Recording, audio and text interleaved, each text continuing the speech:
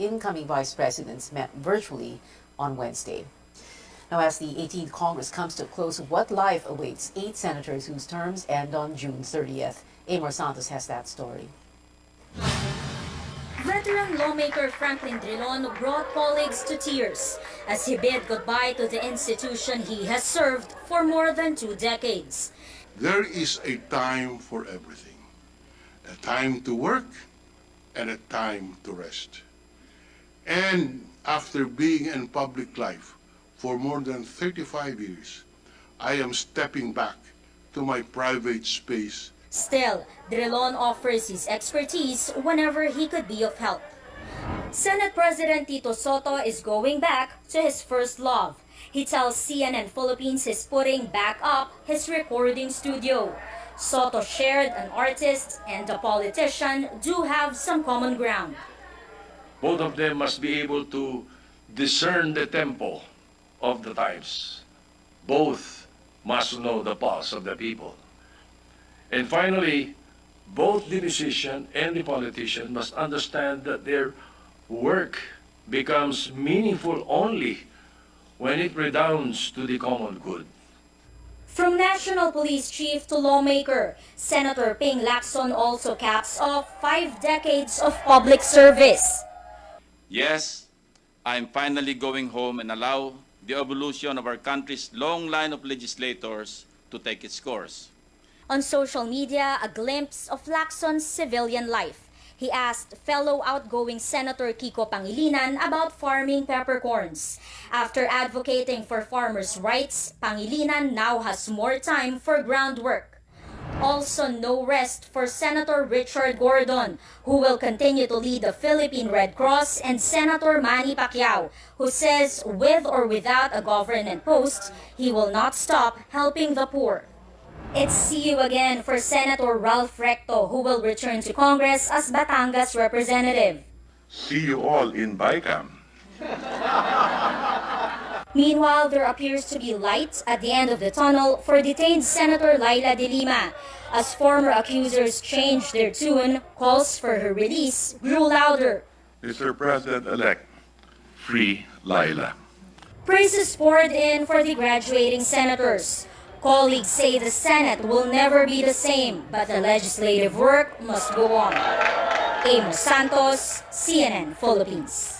Senator-elect J.D. Ejercito is seeking a dialogue with President Rodrigo Duterte to suspend the premium hike of state insurer PhilHealth. Ejercito says PhilHealth should hold off raising the contribution rate from 3 to 4% amid the pandemic. The premium hike took effect on June 1st as required by the Universal Healthcare Law, which Ejercito authored in 2019.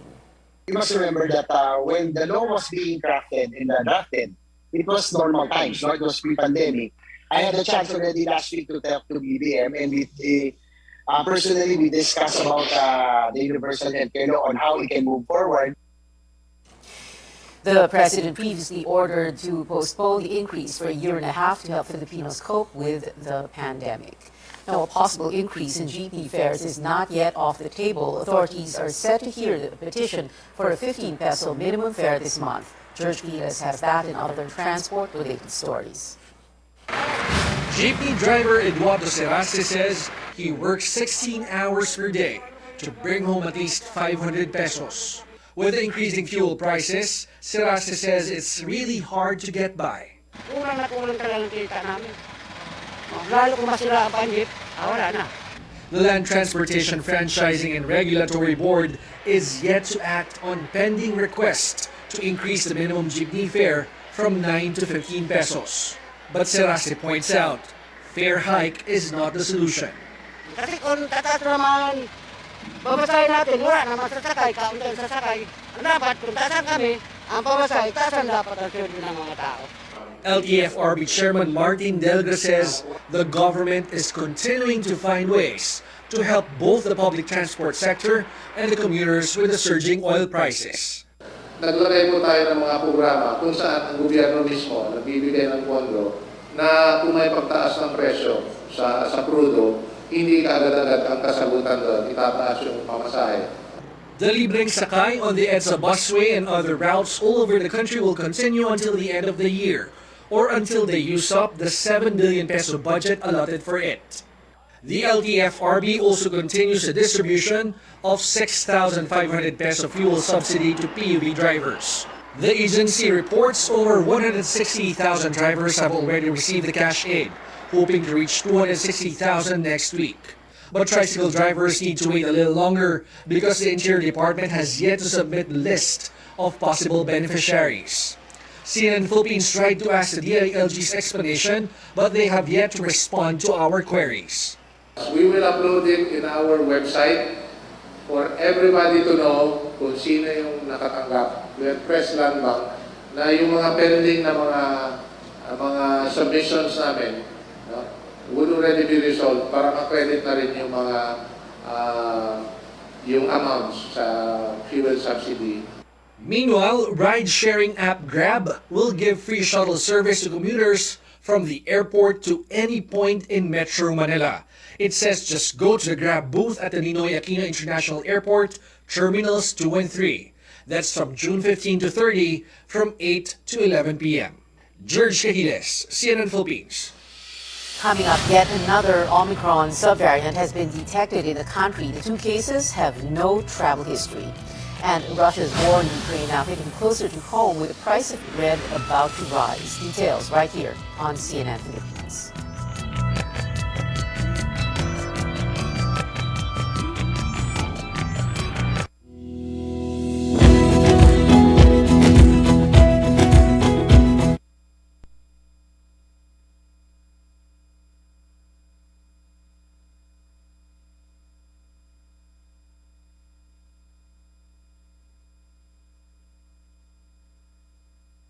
Gikan sa SMC, aniya na ang SMC Davao Cement.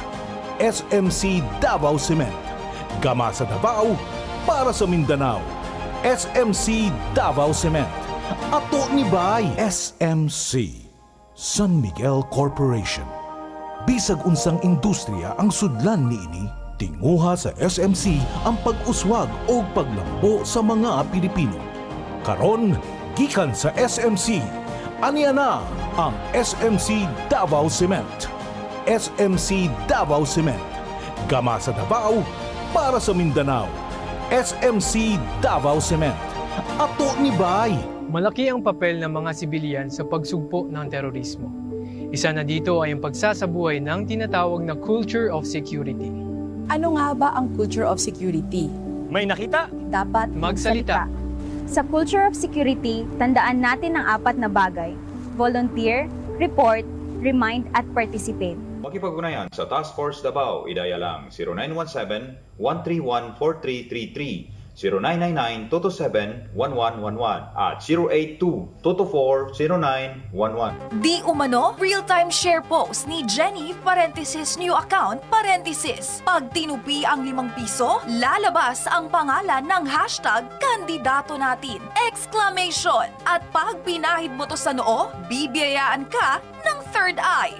Huwag paloko, mag-fact check muna. Ang totoong balita, tunog tama, dapat tama. Isang paalaala mula sa KBP at ng istasyong ito. Peace sign, hashtag open your third eye, Pinas. RPN DXKT 1071 sa dial sa inyong mga radyo. Transmissible Omicron subvariant BA.5. Both patients are from Central Luzon and from the same household. They first exhibited symptoms on May 15th and have since recovered. One of their 2 household members have also contracted COVID-19. Both are in isolation. Unknown ang naging exposure ng mga ito dahil maliban sa pagpunta sa election precincts at opisina nila dito sa National Capital Region, wala pong travel history ang 2 individual. Matapos makaramdam ng pag-ubo at sipon, agarang nag-isolate ang mga individual. With the rising subvariant cases, the health department says it is not yet time to lift the public health emergency or allow optional wearing of face masks outdoors. Presidential Advisor for Entrepreneurship Joey Concepcion made the suggestions after the country was placed on the lowest travel risk status. The DOH points out the continuing challenges in vaccination and how lifting the emergency could affect the overall pandemic response.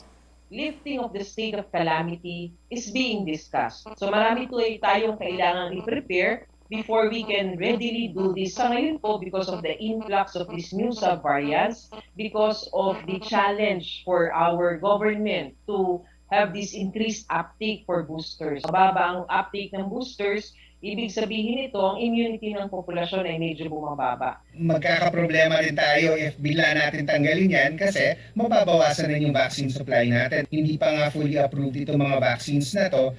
It may really mess up our plans if hindi po natin ma-anticipate yung mga problems before just removing all these restrictions po. The DOH also stressed the importance of wearing masks amid eased restrictions. Now, in the United States, younger children may start rolling up their sleeves for COVID-19 shots later this month. Officials say the rollout for those 6 months to 5 years old could begin as early as June 21st. Vaccine advisors still have to review data on Pfizer and Moderna doses. Both manufacturers have applied for emergency use authorization for the age group. Over to the United Kingdom, the Duke of York, Prince Andrew, has tested positive for COVID-19. A royal source says he will have to skip the Jubilee weekend celebrations. Andrew has not seen his mother, Queen Elizabeth II, since testing positive on Thursday. He was expected to join his family on Friday for a Thanksgiving service for the Queen, who has celebrated 70 years on the throne. The 96-year-old Queen pulled out from the service after experiencing discomfort on the first day of festivities. Today marks exactly 100 days since Russia began its deadly invasion of Ukraine. Over 7,000 casualties have been reported, but still no signs of stopping from Moscow. CNN's John Lawrence reports Ukrainians are seeking comfort from the U.S. and NATO. Ukrainian President Volodymyr Zelensky, in an address Thursday, thanked the U.S. for sending high-mobility artillery rocket systems to his country, saying they will, quote, help save the lives of our people and protect our land. President Biden's goal, the whole U.S. government's goal, Congress's goal is to support Ukraine and help Ukraine ultimately prevail. In addition to weaponry, the Biden administration also announced another round of sanctions against government officials and others close to Russian President Vladimir Putin. The cumulative toll of every measure we have put in place has been extraordinarily biting on the Russian economy. The White House released a statement saying these sanctions are designed to, quote, enhance enforcement and increase pressure on Putin and his enablers. Our goal in all of this is to do everything we can to bring this war to an end, to diminish the violence and to put an end to a conflict that was needless to begin with. Since the start of the war, President Biden has been talking with other world leaders to develop a coordinated response. The United States is leading the efforts to provide support to Ukraine. And NATO allies and the United States are providing an unprecedented level of military support.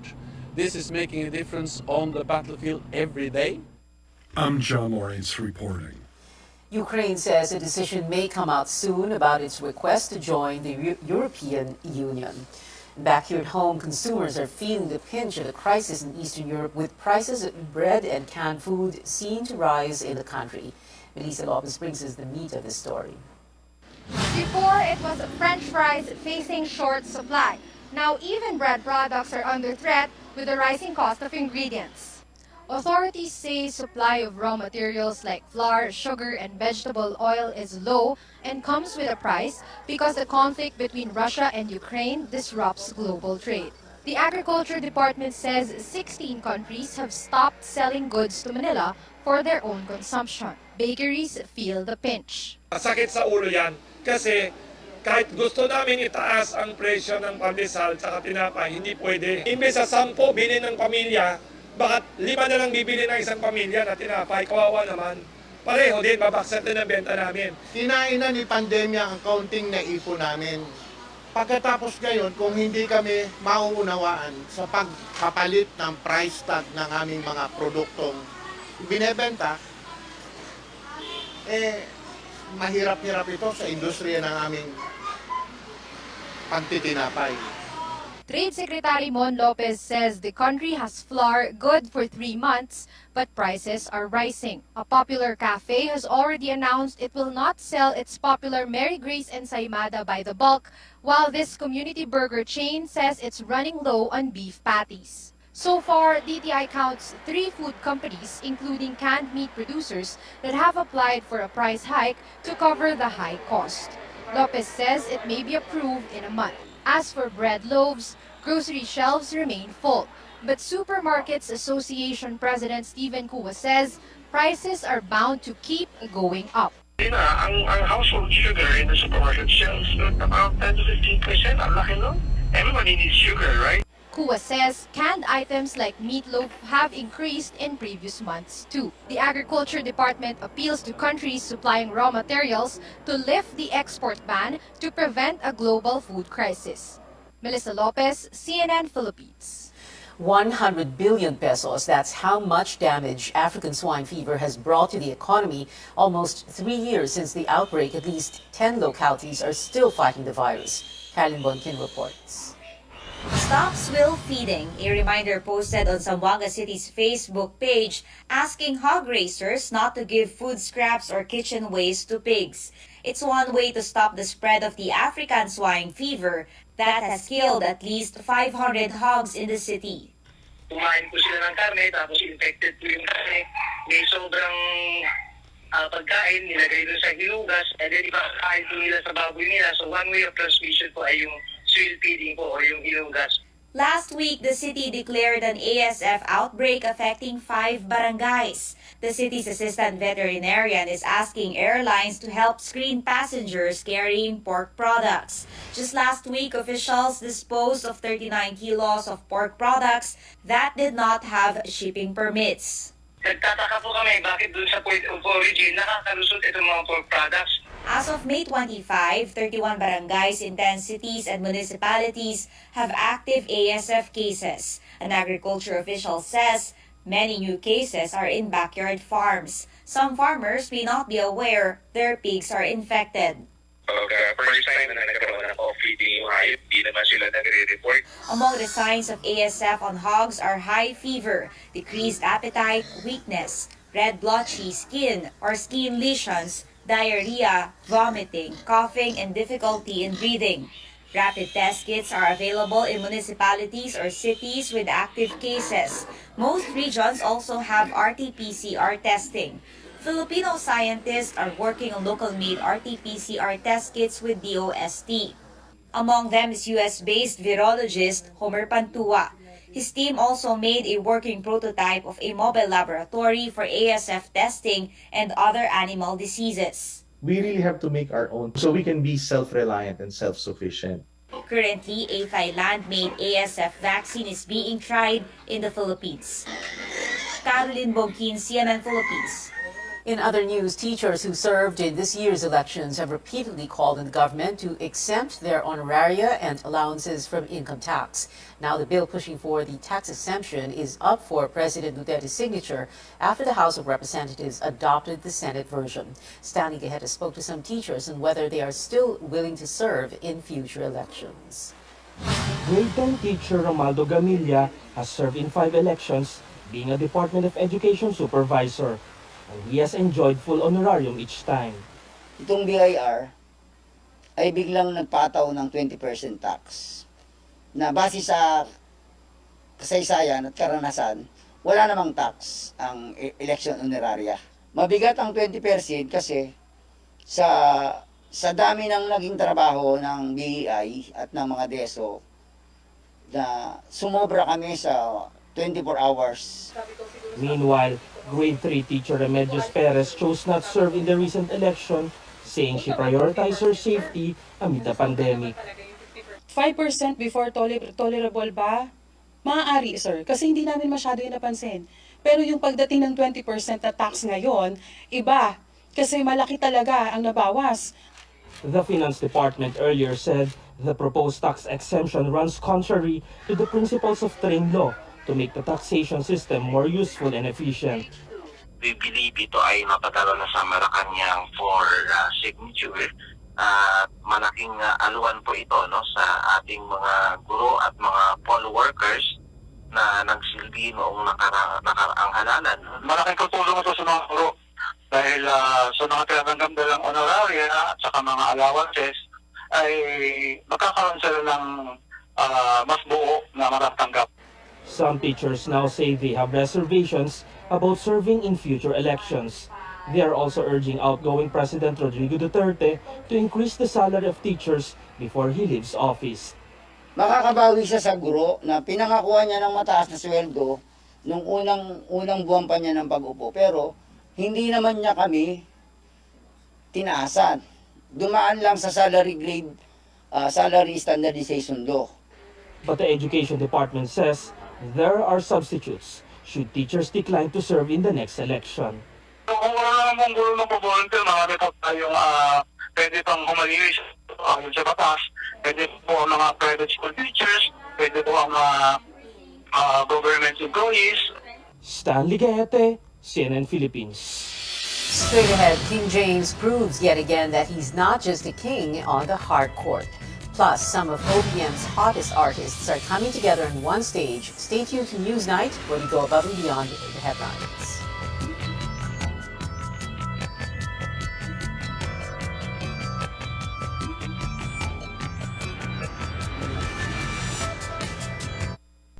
SMC, San Miguel Corporation. Bisag unsang industriya ang sudlan niini, tinguha sa SMC ang pag-uswag o paglambo sa mga Pilipino. Karon, gikan sa SMC, aniya na ang SMC Davao Cement. SMC Davao Cement. Gama sa Davao, para sa Mindanao. SMC Davao Cement. Ato ni Bay. Pinag-uusapan, 0.41 seconds ago, mula kay @Jello123. Imahe ng isang patron, lumuha ng chocolate! Exclamation! At yung chocolate, naging muka ni Mayor! Huwag paloko, mag-fact check muna. Ang totoong balita, tunog tama, dapat tama. Isang paalaala mula sa KBP at ng istasyong ito. #Miracle Mayor number 4, all caps, halalan. Nagbabagang COVID tweet mula kay IP address 129-451-219. Ang totoong gamot sa COVID-19 ay all caps. Pinakulo ang soda na may itlog ng bulag na itik. Tag friend, tag friend, tag friend. Huwag paloko, mag-fact check muna. Ang totoong balita, tunog tama, dapat tama. Isang paalaala mula sa KBP at ng istasyong ito. Photo upload ng itik. May shades sa mata. 12 likes, 13, 14, 15, 16, 17. Di umano, real-time share post ni Jenny, new account, Pag tinupi ang 5 piso, lalabas ang pangalan ng hashtag kandidato natin! Exclamation! At pag pinahid mo to sa noo, bibiyayaan ka ng third eye. Huwag paloko, mag-fact check muna. Ang totoong balita, tunog tama, dapat tama. Isang paalaala mula sa KBP at ng istasyong ito. Peace sign, hashtag, open your third eye, Pinas. RPN DXKT 1071 sa dial sa inyong mga radyo.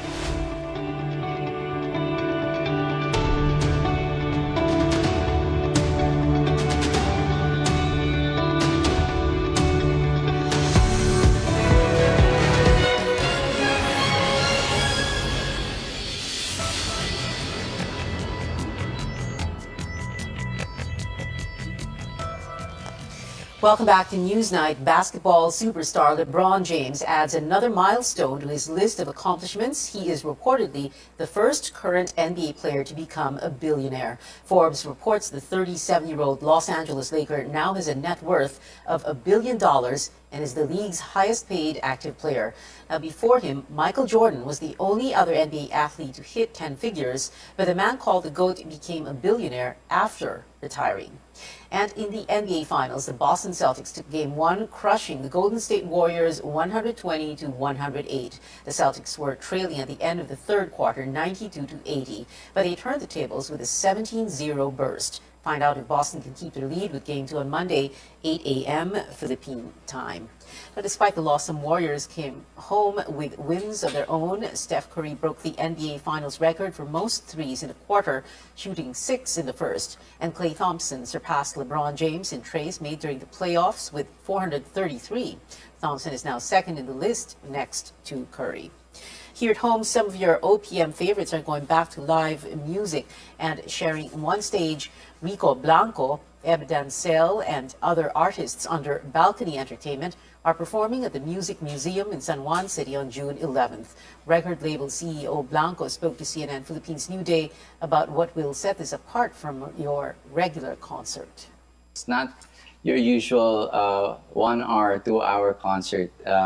We actually want all the artists to really share their music because their fans have been waiting for this for such a long time. We'll start at 7 p.m. We'll end around midnight. So it's 5 hours of music. It's not, those concerts where one artist gets to play 1 or 2 songs. Tickets are on sale with prices starting at 800 up to 3,500 pesos. Now, 2 days from now, 1 out of 36 stunning Filipinas will be chosen to wear the Miss World Philippines crown. The coronation is on June 5 at the Mall of Asia Arena in Pasay City. Titles for Miss Supranational Philippines, Miss Eco Philippines, and Reina Hispano-Americana Filipinas are also up for grabs. Watch that here on CNN Philippines, airing at 9 p.m. this Sunday. And that is it for now. Join me again on News.ph at 7 p.m. I'm Pia Ontiveros for Newsnight, where we go above and beyond the headlines.